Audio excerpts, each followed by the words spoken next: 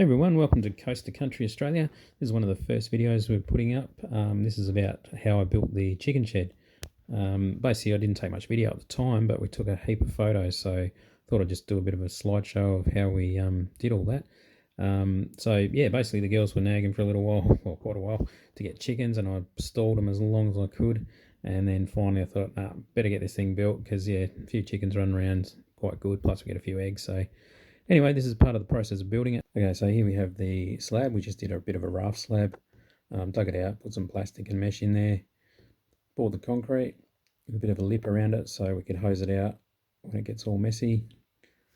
And then we're just digging out the front bits to do a bit of a path leading into the main garden area.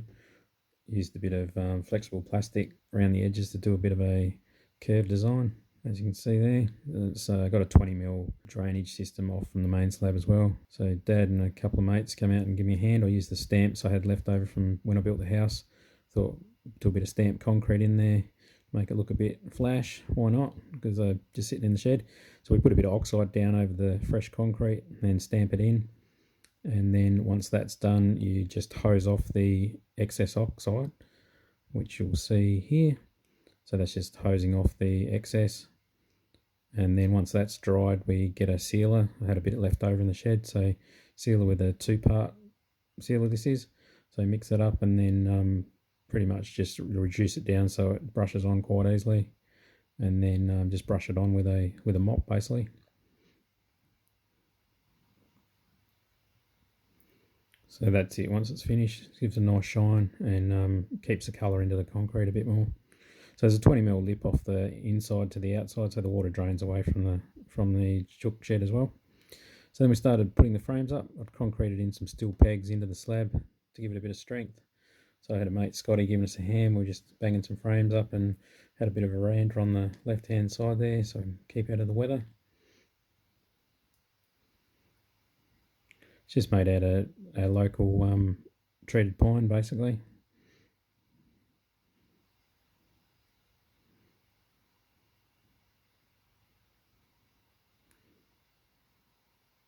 So it's just a bit of the process. We're putting a nesting box in there midway off the ground so the chickens can go underneath and get some shade.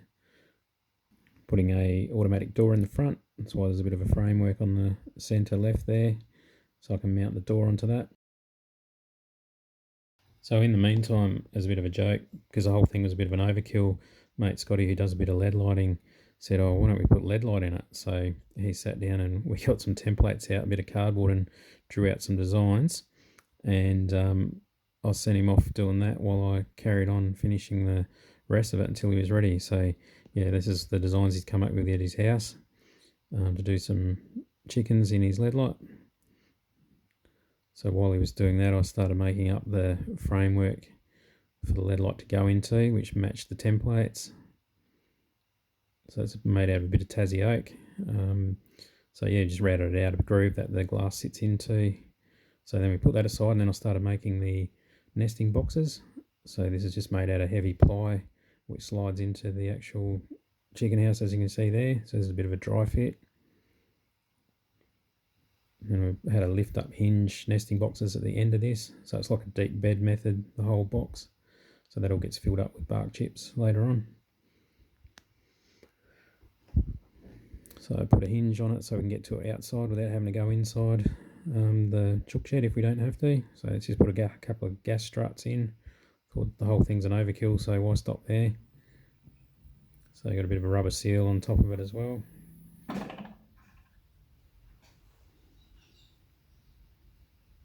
Anyway, and then we just put tanking paint on it, which is basically a waterproof paint, I should say. So that seals the entire thing. So then later we can rake it out when it gets really messy. So tin arrived that I ordered to do the sides and the roof. So I got the roof on and decided I'd split a piece of laser light above the actual chook section as well as the open section, so they can get a bit of light in there as well, and it also doesn't get too hot in summer. So you can see we're just putting the tin up the sides as well. Just a bit of colour bond which matches the colour of the house.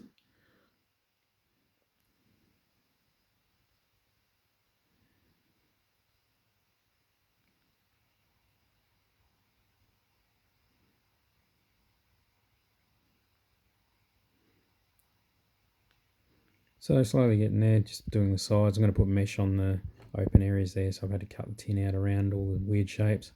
I was really overcutting funny shapes out of this tin at the end. It was just every little piece was different. But yeah, it just had to fit around all the different designs we had. It's a good fun little project. I was doing this in between other work, but so you can see there where the nesting box slides in that big hole on the right hand side.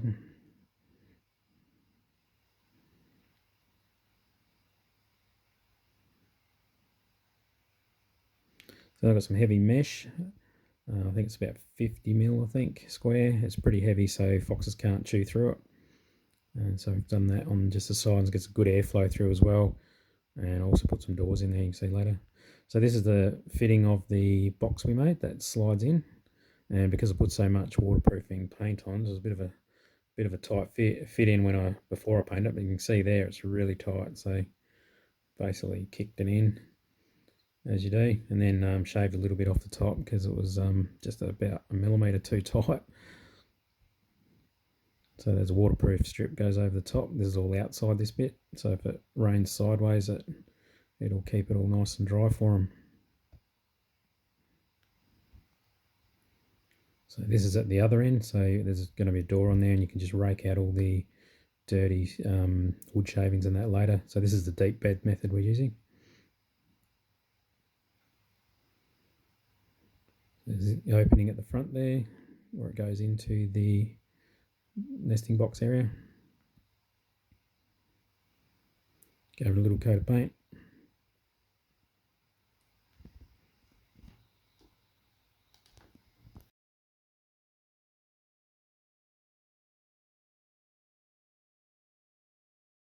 Alright, it's just a side view of the nesting box with the handle that lifts up. So once you lift it up, obviously that's the nesting boxes. I've got 3 of them, and we're planning on having 6 chickens so they can share a bit of it. So there's an area underneath where they can get out of the sun or the rain. There's a little opening where they go into the deep bed method and then into the nesting boxes once we're inside.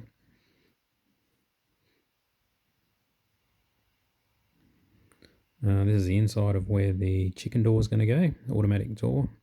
So I've got the dimensions of that worked out before I bought it. It's on order, hadn't arrived yet, so I've got all the dimensions ready to rock and roll when it gets there.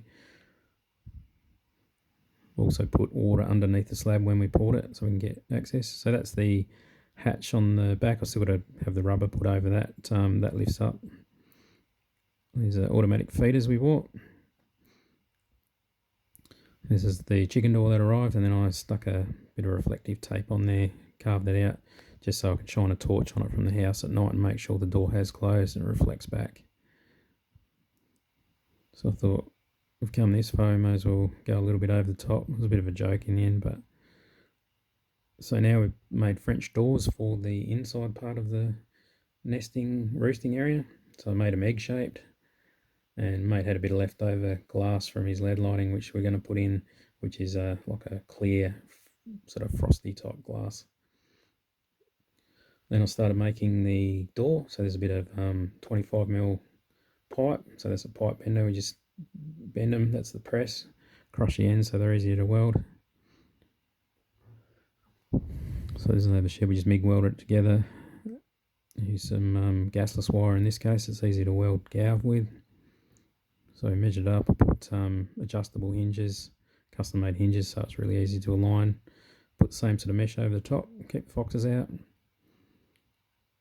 And that's pretty much it as far as the door goes.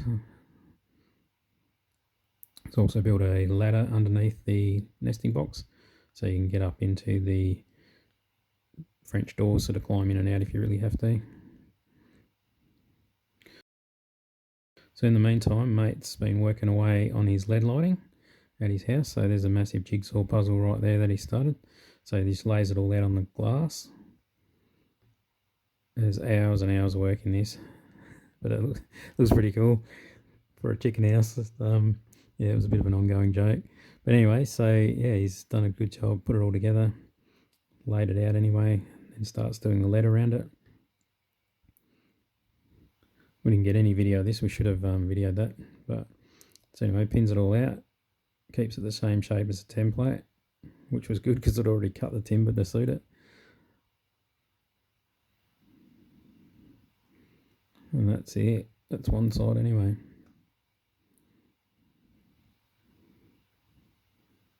So he's done an awesome job. So then he's brought it out home. I put the eyes on out of lead just so I could say that I actually helped. that's my contribution to the lead light part. It's probably the worst bit of it.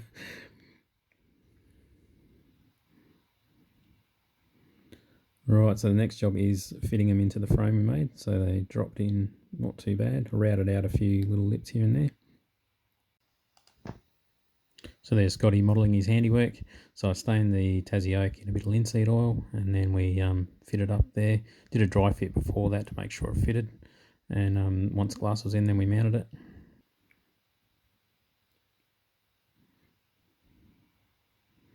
So that's it, obviously from the outside.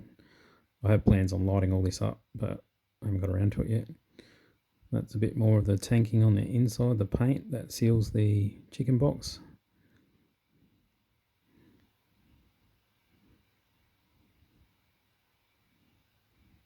So just painting all the nesting boxes as well, sealing them up.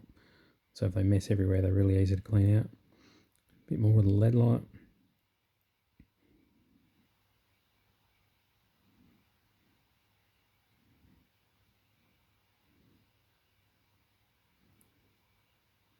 So that's just from the front door looking in to the French doors, or whatever you want to call them.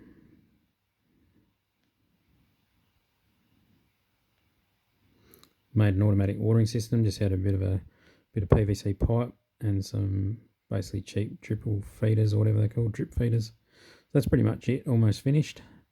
So that goes into our garden. So we can just walk straight out of the house, straight down there when it's raining. Got a little bit of shelter.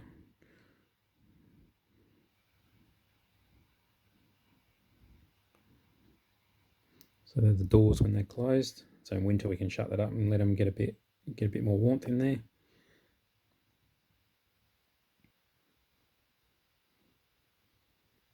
Okay, there's some bit more photos of the lead light with a bit more light behind it this time. Looks awesome on a sunny day.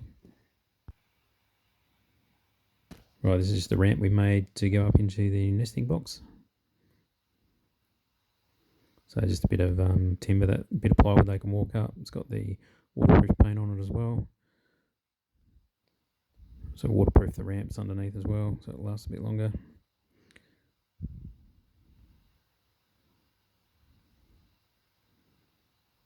So I just put a bit of mesh over the ramp as well, so they got a little bit more grip, which they don't really need, but they seem to be able to get up there pretty easy. Then I rescued a bit of blue gum out of the bonfire pile to make perches for them. So I just trimmed that up a bit, and then I took the bark off. Just shaved a bit off with the chisel here and there, cleaned it all up.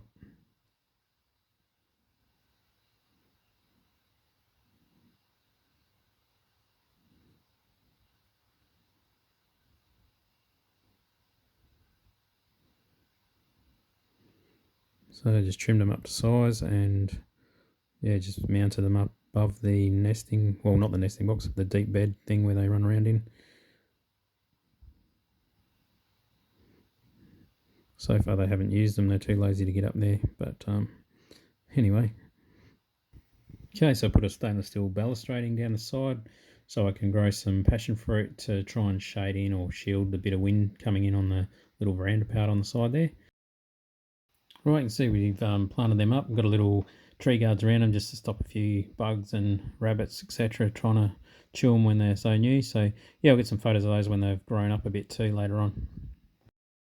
Okay, that's pretty much it. So the next video we'll do on this has got a bit on introducing the chickens, also how the functions on the chicken house work as well. Plus we'll do another video down the track about how it's faring after a bit of time with chickens actually living in there. So we've also got another channel called Opal Quest. There's a link under the banner on this channel where it's my main job, where I opal mine, cut opal and make jewellery. So if you're interested in that, jump over to that channel and check it out and see what you reckon. But once again, thanks for watching, and I'll see you on the next one.